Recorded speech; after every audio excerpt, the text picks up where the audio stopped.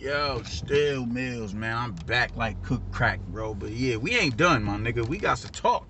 We not done. The fuck? But to continue off of what it is that I was saying, it was his deficiencies as a boxer that put him in a position where he got crashed like that. Which brings us into the fourth reason, possibly even the final reason that I can think of. All of the allegations, all the excuses. Is Tyson Fury, has he committed some nefarious acts in the past? Yeah, I don't doubt it. Like I said, I'm not a fan of Fury. I'm not a fan of Fury because of what he said to Deontay Wilder. I'm just not. Does that mean he did wrong in this particular situation? No. All the excuses, and not to mention the biggest takeaway from it is this: you're on this black consciousness movement, which is a beautiful thing. I'm on that as much as I can be because my wife is Mexican. A lot of brothers, Mexican Guatemalan, a lot of brothers and sisters do not like that. I can't be mad at them for that. So whatever it is I can be on, to whatever degree I can be on it, I'm on that. So we're here with that. The biggest thing is all the excuses that you created. Not even created, you allowed to creep into your subconscious and regurgitate. And the biggest one who bore the brunt of the punishment of all of this bullshit is a brother, Mark Breland. After what Mark Breland spiked your water, you said he was jealous of you and all this other shit, and you just drugged this nigga through the mud. You locked him out of the dressing room after the fight was over. You went all the way out of your way to slander this man. The cold slandering. Just completely disrespected and violated this man because he saved your life. Because you want to take on this, I want to go out on my shield, yo. I want to go out. No, that's just not. I don't care what you want. That's not what I'm going to allow you to do. Every fighter has that warrior mentality, man. Like, I said it before, Lamont Peterson. You think if Coach was it Barry? I can never remember his coach's name. You think if Coach wouldn't threw that towel in, he would have just stayed on the stool? No. It is a trainer's responsibility to save you from your goddamn self. So he gets berated for that for a year and a half, and you had the nerve to feel some type of way that he was feeling some type of way for you snapping at him. And the biggest takeaway from all this, because you've even not necessarily recanted, but you fell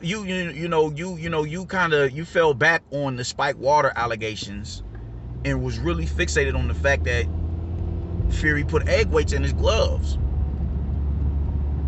Which makes it so goofy is your trainer and manager, whoever he is to you, watched the man do it. The white man, he watched the white man, the white man watched the other white man conduct his attempted murder plot against you. And there was little to no consequences for it.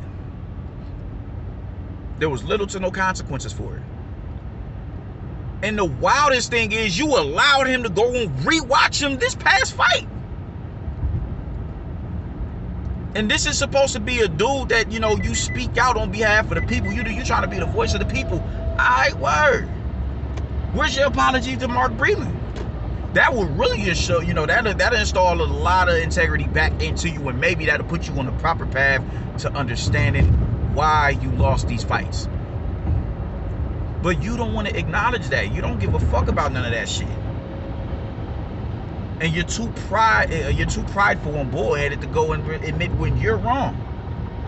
You don't even want to admit that you're in the wrong now. I don't know what. I don't know how. I don't know how. I don't know how he did it, but he did it. You mean you don't know how he did it?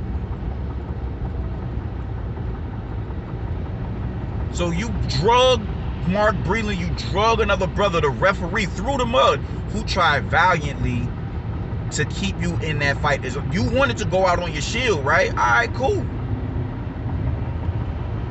Kenny Bayless will intervene on clinches prematurely. He'll dock Tyson Fury a point. But he's a crab in the bucket referee and a drunk. He was drunk when he came to the ring. You went out of your way to say some degrading shit to a lot of brothers throughout the course of your career. You've called Eddie Hearn and Anthony Joshua. You called Anthony, man, them is slave wages, Uncle Tom, house nigga, and all this shit. You said all that shit about Anthony Joshua as you fired the black man and kept the white man, who was a witness to this murder plot that you refute, that you just can't seem to get over. You watched him do that. So who's the real Steven here? Eddie Hearn does great business and is a great ambassador to the sport of boxing. And what he's doing for Anthony Joshua, Shelly Finkel couldn't do that for you if he tried. Because Lou DeBell tried and y'all fired him. Remember that? We don't want to speak on that neither though, right? Why is it the white folks in your, that's in your immediate circle, or just in general, why is it that they don't never get none of this real nigga energy? Why is Radio Raheem getting to this day at energy? Why is he getting that type of energy? Why is he getting that type of energy and ain't none of these other white reporters getting it? What was all this energy at? Why couldn't you tell motherfucking Tyson Fury at the first press conference, I'ma smack you just like you need to be smacked, just like you told Jamel Charlo? Where's this energy for them? But because you said to this day and you want to be an ambassador for black struggle and all that, I'm not mad at that. But people disregard the bullshit that you do because that's the path that you're on right now. So they won't call you on your bullshit. There's people who are still trying to place blame on Mark Breland for him saving your life.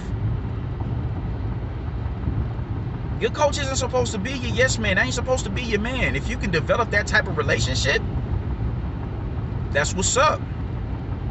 But I'm not looking to get in here and I'm allowed him to go out on his shield. No, you could die in that ring. Nobody on earth punches like a boxer. Nobody. And you in there with a nigga that's two inches taller than you and is outweighing you by 40 flank. Like, what are we talking about?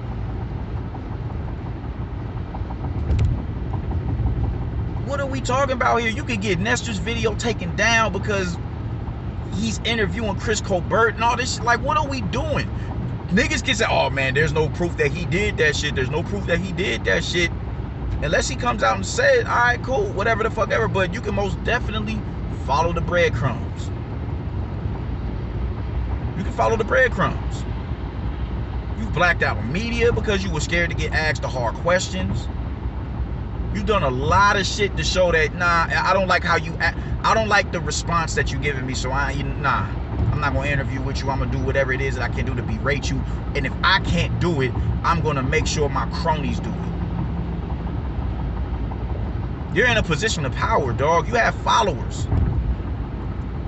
You have followers. So they're going to go off of your energy. And you've put out some bullshit energy towards other black men. But you're supposed to be a champion for the struggle, a champion for the people. The people don't just stop in North America, brother. As you should know, because you really banging that Nigerian shit. Anthony Joshua is Nigerian. Like, you've done a lot of goofy shit and niggas just allow you to do it. You've been coddled your entire career. And even to add to the coddling, I'm arguing with niggas talking about, man, nah, I need to be a super heavyweight division and a heavyweight division. For what? Now we gotta once again move the goalpost to accommodate this nigga. It was to be praised when he was knocking out Luis Ortiz, who was 250. 250 plus. That's the same weight differential between Tyson Fury was and Deontay Wilder was in these past couple of fights. It's the same weight differential. Wilder come in 212. Ortiz come in 250. You're talking 40 plus pounds. It was no issue then. It didn't need to be a super heavyweight division and a regular heavyweight division. It was no need for that when you were the nigga coming out victorious. But now that, you know, Fury has used his IQ to lean on you and all that and maul you on the inside and just sap your energy, now we got to consider making it a heavyweight and a heavyweight division and a super heavyweight division. This is ridiculous. That's just outrageous. When has Deontay Wilder never been outweighed? What was Cristobal Ariola's weight when they went into that fight? Because that wasn't the Cristobal Ariola that fought Andy Ruiz. That wasn't him. That wasn't him at all. That was a big dude.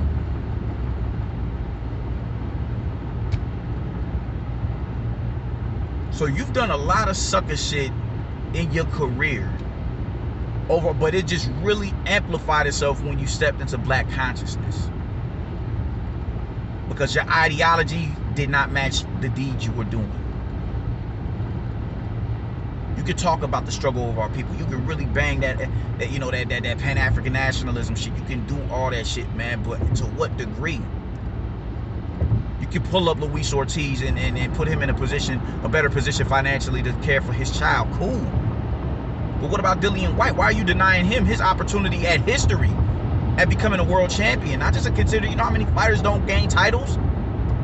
You know how many professional athletes will never win a championship or even be on a championship roster? I just watched Malice in the Palace. The 3 motherfuckers suspended, Ron Artest, Steven Jackson, and Jermaine O'Neal. 2 of those 3 were on championship rosters. Steven Jackson got his in San Antonio. Ron Artest got his in LA alongside Kobe. What the fuck? What happened with Jermaine O'Neal? And he wasn't even at fault for that shit. You know how many motherfucking athletes don't get to championship aspirate? Don't nobody step into a profession and not want to be the best. You denied brothers multiple. You've denied that. You've denied Anthony Joshua undisputed. You denied him that. You denied Dillian White an opportunity to become a champion. You denied that. But you want us to overly praise you for pulling up Luis Ortiz. When Luis Ortiz he was a fucking voluntary. He was a voluntary. You could have destroyed the credibility of a Mark Breland. I don't know if Mark Breland has any fighters in his stable right now, but your word holds weight. And there's people who believe this Glovegate shit. Earl Spence is one. What happened with Mark Breland? I don't know if I want to go over there. I don't want my name to attach to a Panama Lewis. I don't know if I want that. So now I'm good. Kenny Bayless. He was drunk and a crab in the bucket referee, man. If he'll do that to our last heavyweight black American champion since Shannon Briggs, I don't know if I want him residing over my fights. You drug a lot of brothers through the mud. A lot of them. But you didn't scold JD in the manner that you scolded Mark Breland. You didn't fire him. You didn't bang on Tyson Fury the way that you banged on motherfucking Jermell Charlo. You didn't do none of that. But you for the people. You for the people. I'm confused. You have done a lot of sucker shit but it's allowed to be disregarded because you're pushing black consciousness. You're trying to be a voice of the people. You're trying to be Ali-like. See no issues with that. But when the energy don't match the deeds, we got a problem. We got a problem. And the energy is not matching the deeds, bruh. So you need to start off with apologizing to Mark Breland. You do. You need to do that like ASAP. Because how you did that, man, and Kenny Bayless.